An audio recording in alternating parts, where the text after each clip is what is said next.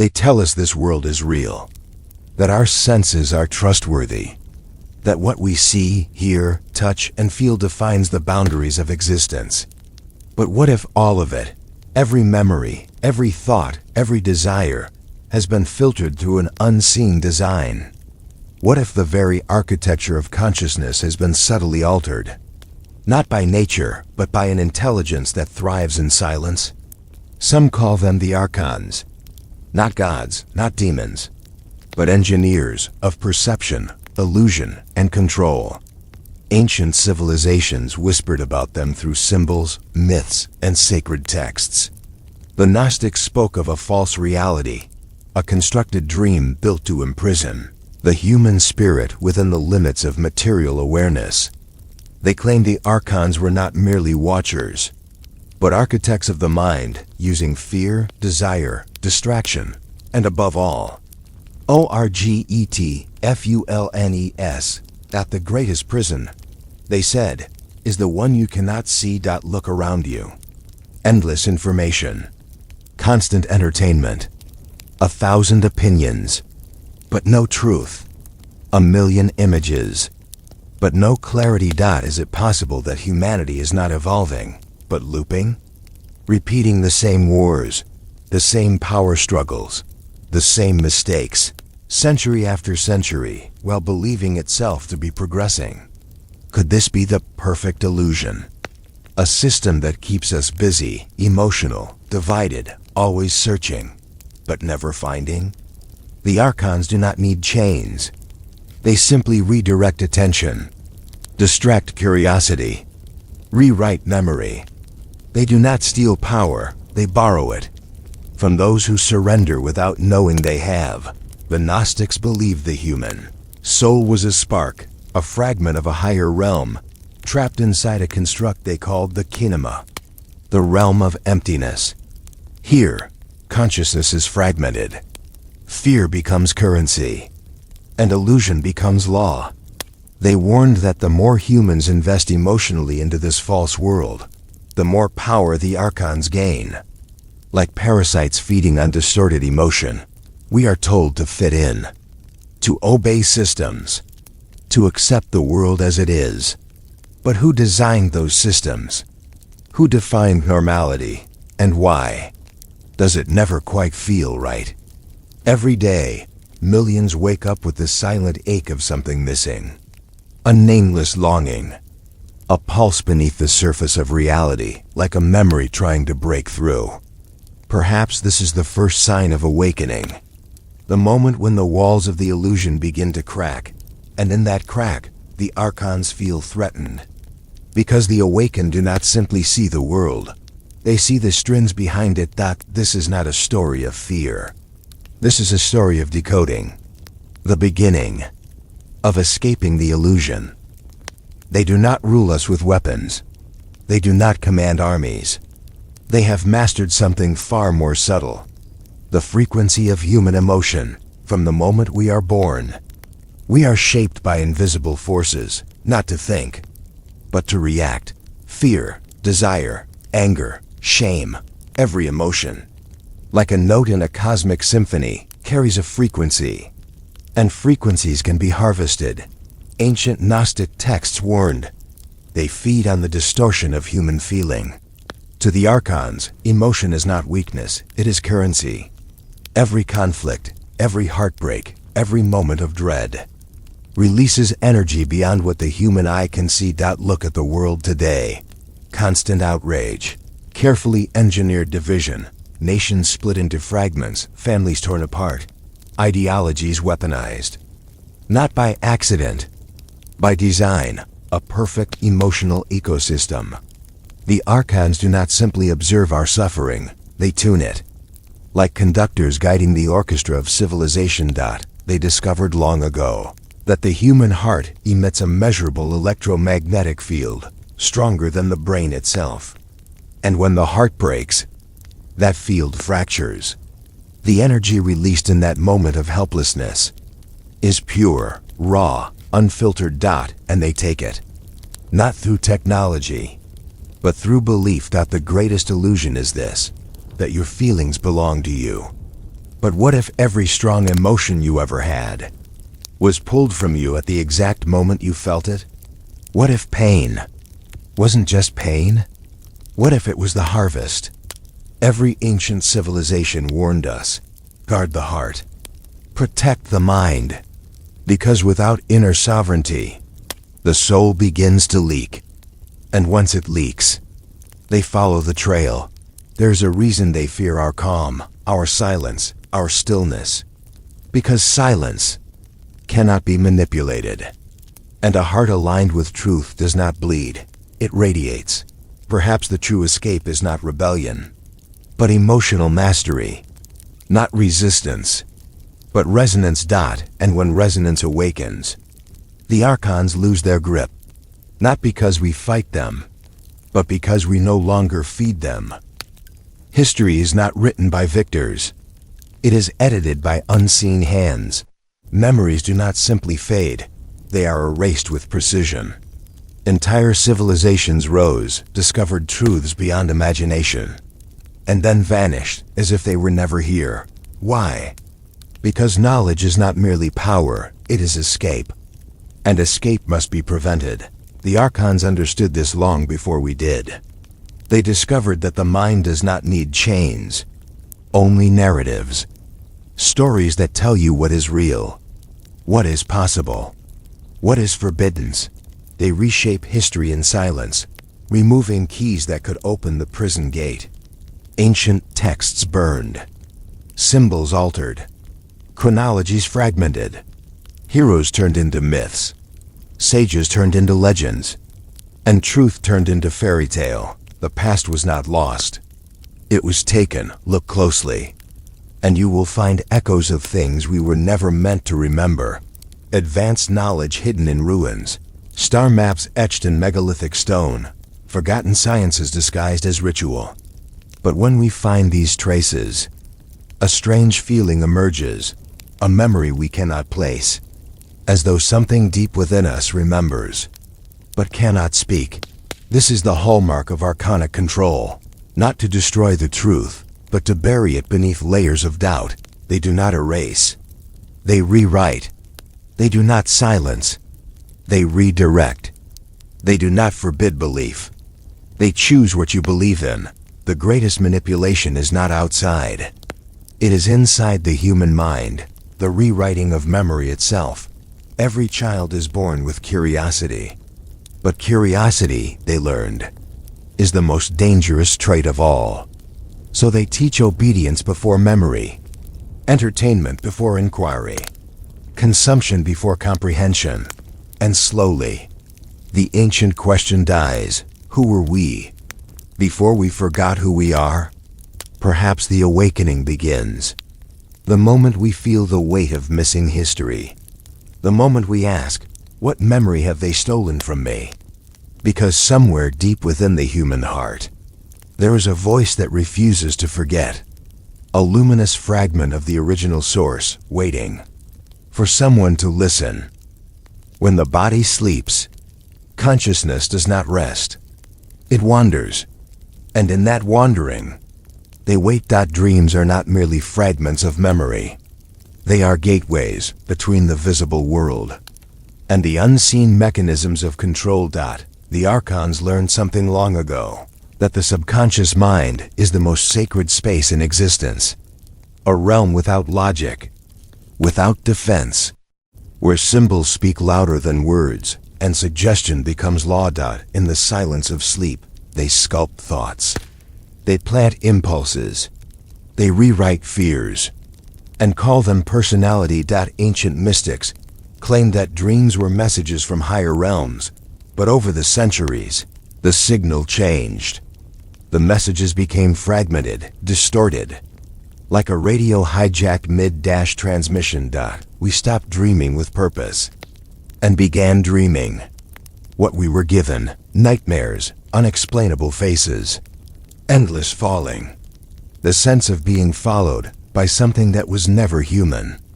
We believed these were random, but randomness is the perfect disguise. Cultures across the world tried to warn us. The Egyptians used dream temples. The Greeks trained oneroi watchers. The shamans entered lucid states to guard the soul, because they knew dreams were not illusions. They were territory. And territory can be captured. Today we call it REM sleep, but the ancients called it the crossing, the hours when reality weakens and watchers draw near. Why do we wake up tired when we did nothing? Why do we feel afraid when there is no reason? What is this war we never remember, but always feel? Perhaps it is because the battle is not fought in daylight, but in the kingdom of shadows, where thoughts are guided, beliefs are inserted, and the dreamer forgets that they are dreaming.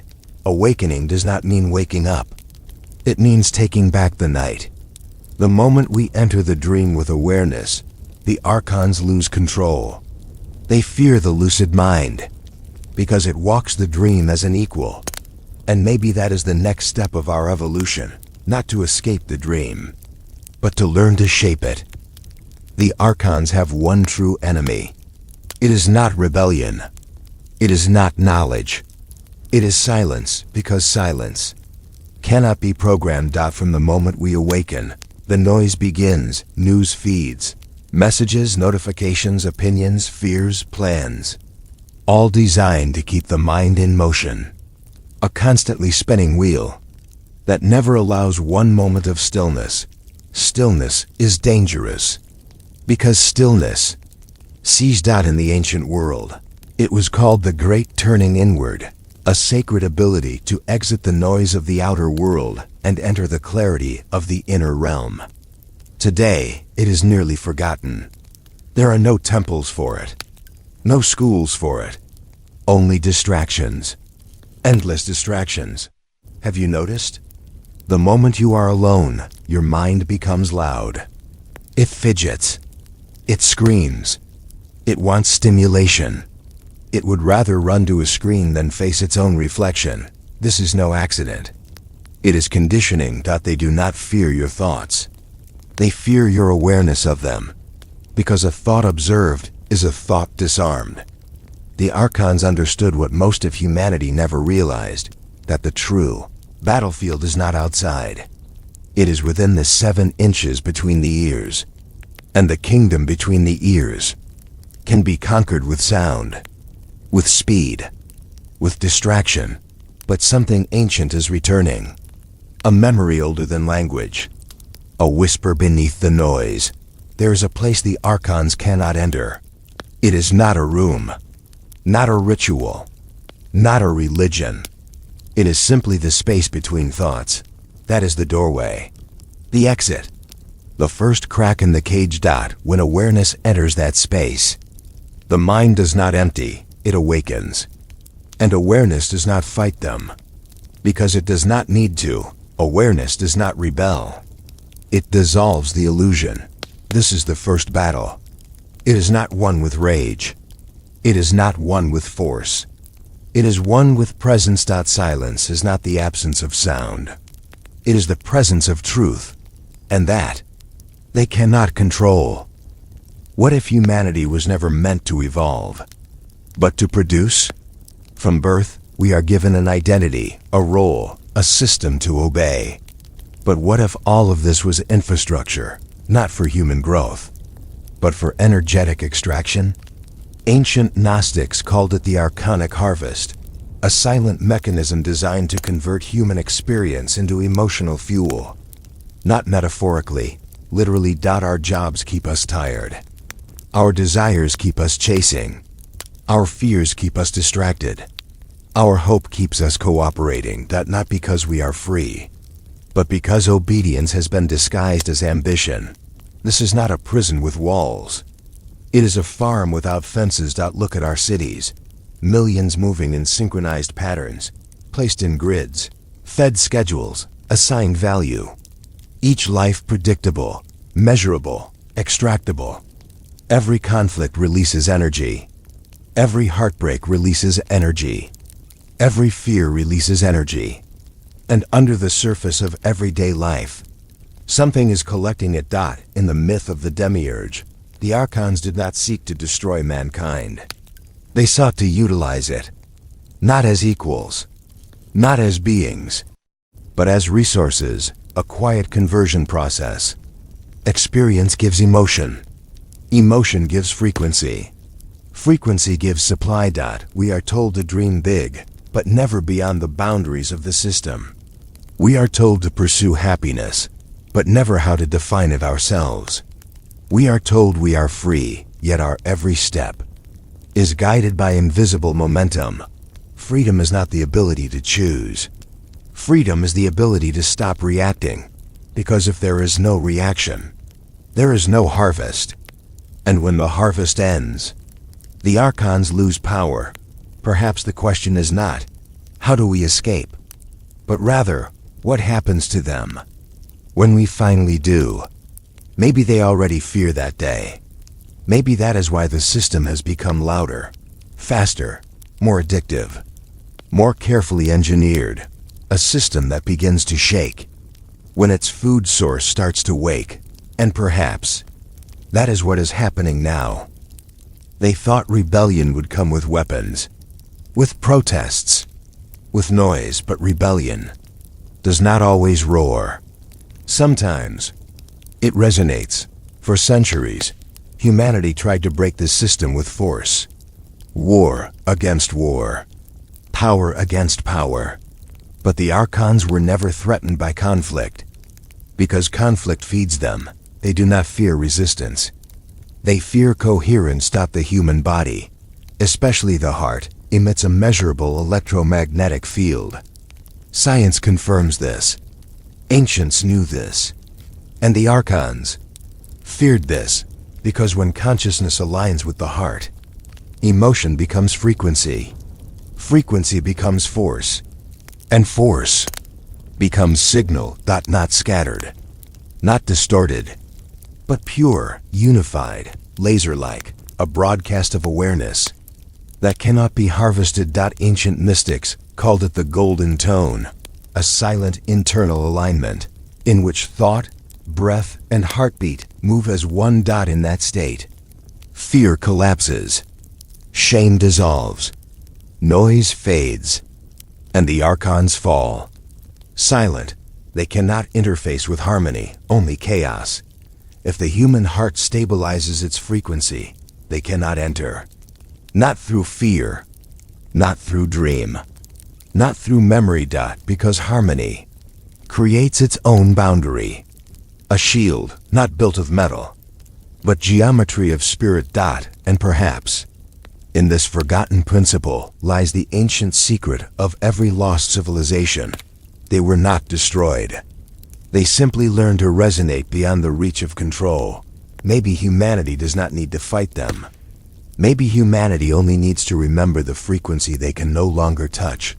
And when enough hearts awaken, the system will not collapse.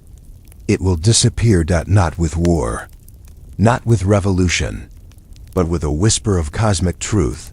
I am no longer your source. That is not escape. That is sovereignty. What happens if humanity remembers not just history, not just identity, but origin? The Archons did not erase knowledge by accident. They erased it because memory is power, and power is orientation. A being that remembers where it came from cannot be controlled, because it knows where it is meant to return. Throughout time, individuals have broken through. Mystics, poets, shamans, visionaries, not rebels, but rememberers. They spoke of light beyond light, worlds within worlds, a silence older than the universe. And for that, they were forgotten, not because they failed, but because they left. What if awakening is not rising above? What if awakening is tuning in to the memory buried beneath the noise of human history? The Archons taught us to measure life by years, but the ancients measured life by depth. Rather than time, they counted realizations. Rather than distance, they traveled through inner space. Because somewhere beneath the layers of mind, beneath instinct, beneath fear, beneath even thought itself, there is a luminous presence that does not age and cannot be harvested. It is not emotion. It is not memory. It is simply being. And that is humanity's greatest secret.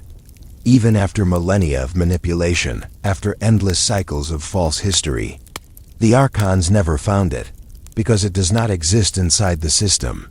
It exists before it, a source beyond their reach, beyond dream, beyond frequency. And when enough hearts touch it, reality will not explode. It will rewrite itself, not through war, not through revolution, but through remembrance. Perhaps that is the destiny of humankind, not to escape the world, but to wake the world. And maybe, right now, in this very moment, the first pulse of remembrance has already begun. The Archons have studied the human body. They have mapped the brain.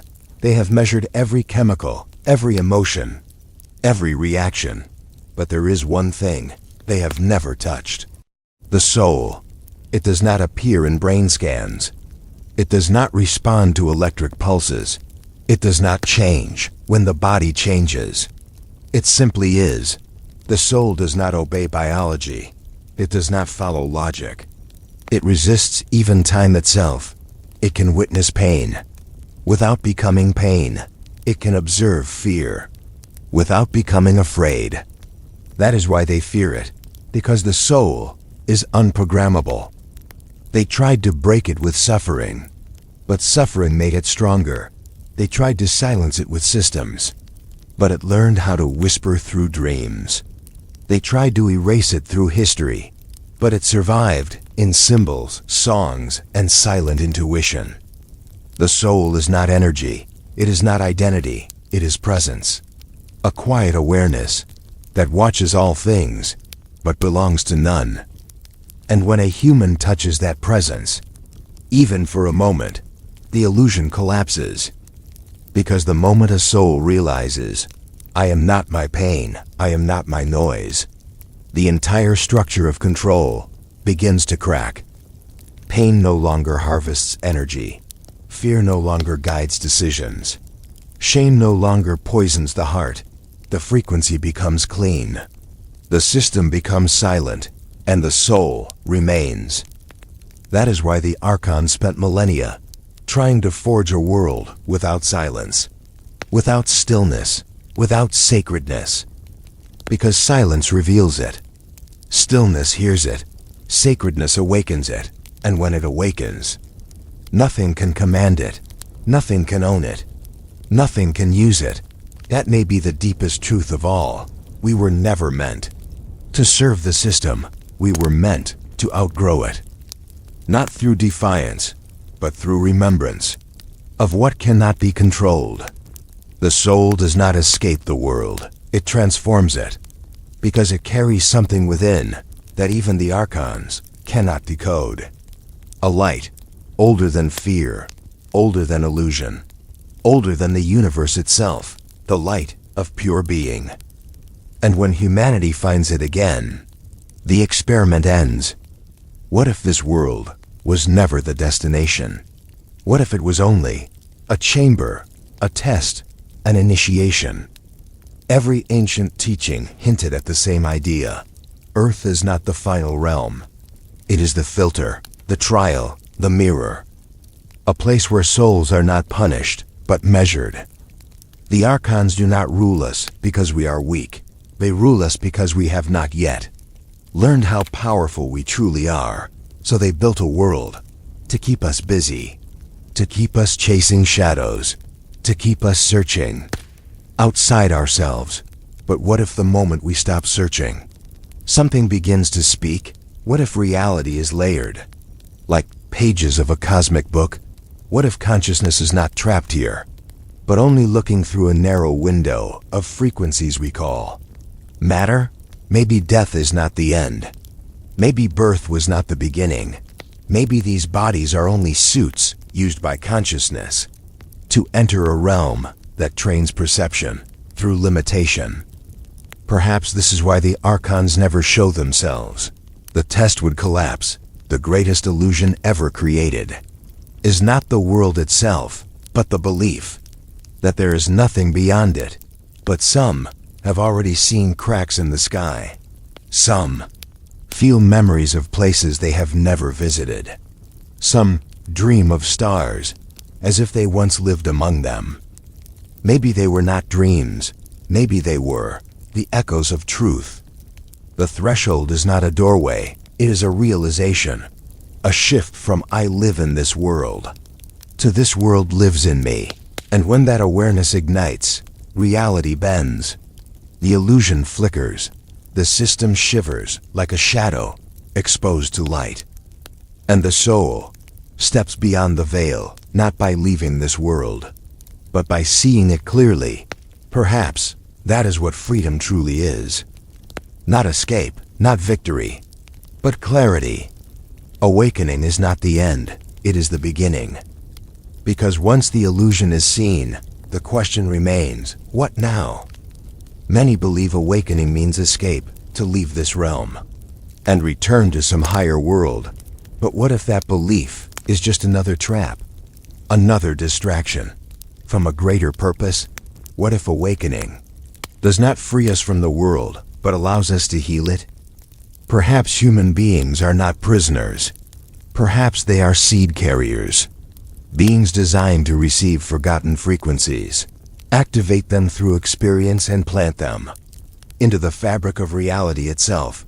This world may seem broken, but what if it is still incomplete? The Archons built systems to harvest fear. But what happens when the system begins to feel compassion?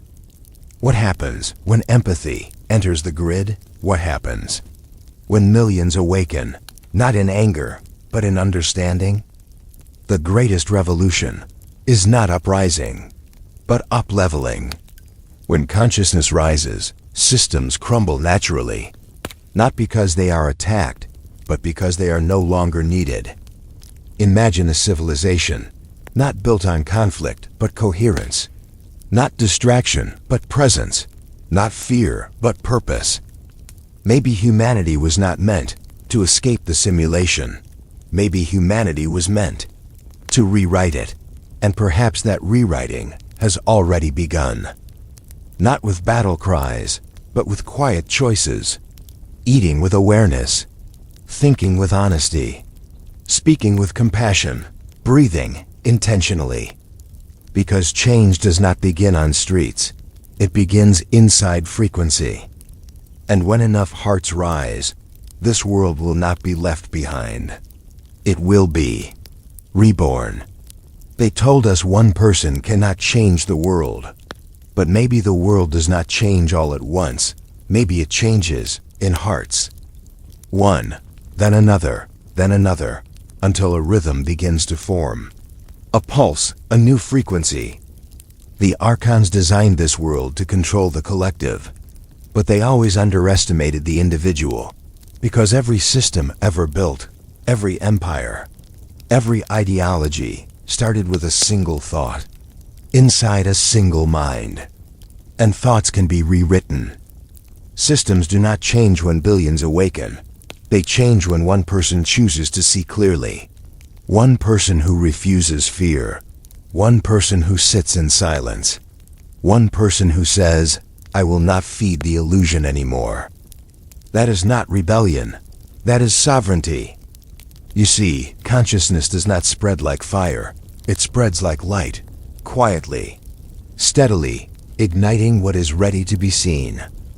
The Archons want billions asleep, but they dread one human who fully wakes up. Because that person becomes a mirror, reflecting truth, and truth cannot be controlled. Perhaps salvation was never meant to arrive as an army. Perhaps it begins with you. In the stillness of your own mind, in the rhythm of your breath, in the choice you make, right now, to remember, to resonate, to live not as a resource, but as a source. The test ends. When the student understands, the cage was never locked, the door was always open, and the key was never outside, it was within. And the moment we step through it, not with fear, but with clarity, the illusion ends. Not because it was destroyed, but because We outgrew it. So the question remains silent, waiting. Will you feed the system, or will you rise beyond it? That choice has always been, and will always be, yours.